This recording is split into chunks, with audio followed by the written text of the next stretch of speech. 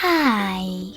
In front of me is Lenovo Tab P11 Gen 2, and today I would like to show you how you can connect it using Bluetooth.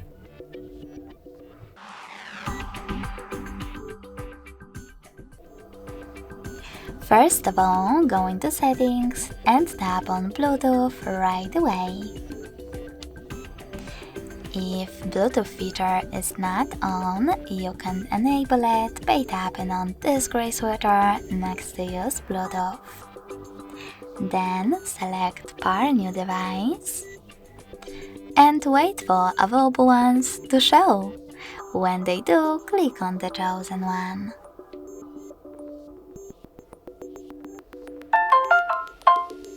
Next, please select Pair in the pop-up and wait for the other device to accept your connection request. As you can see, my devices were successfully connected.